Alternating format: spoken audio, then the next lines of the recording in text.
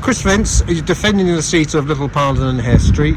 Here we are in the North Brooks area. How's campaign been?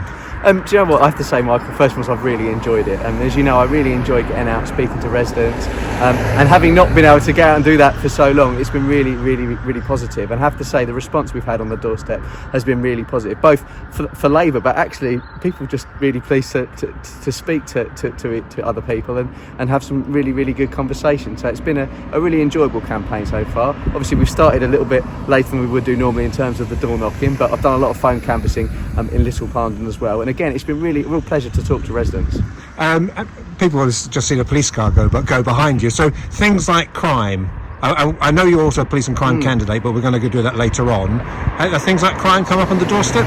Yeah, I would say, one of the two, other than the obviously dreaded pothole, the two things that residents talk to me most about are, the concern about, the lack of police presence in the area. I've obviously had a conversation, actually only today, with a PCSO that was in my area that's been transferred over to the town team, and they are feeling more and more stretched in Harlow once again by having to cover, more and more of the town. And there has been a few issues in Little Parndon, which obviously I've reported to the police, and obviously the victims are reported to the police of cars being broken into, which is obviously a real concern. So that's one thing. The other thing I would say is the pothole, which is a real bugbear of mine, but also of the residents of Little Parndon as well. Is the potholes a bugbear of Labour councillors and activists, or the public? Do you know what? I have to be honest with you. Honest truth, Michael. It's people that have told me about the potholes. I wouldn't have thought it was. I would. It's an issue for me. I see them all the time. But there's now two police cars behind us, so it does show there is a police presence. But it's certainly something that's come up more and more. When I've been talking to people on the phone, you talk about any local issues. It's the number one thing that people talk about is the pothole. How have you been during lockdown? Now 13 months of it. How were you able to communicate with your residents? Well, I've tried a variety of things. Some have been more successful than others. I did try doing the Facebook Live. Wasn't hugely successful. Obviously, communicating with yourself and putting letters in the press.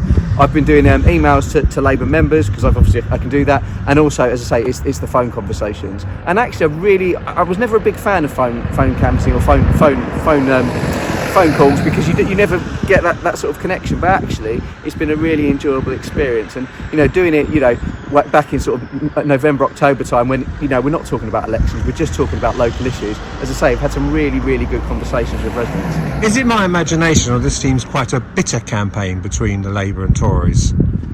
It's certainly not bitter on my part. I've got no business to anyone. I just want to do the best possible job that I can for the residents of my ward and for Harlow on the whole. I think there has been a little bit in the press back and forth from both parties. Unfortunately, it's part and parcel of politics, isn't it? It's not something I'm a big fan of.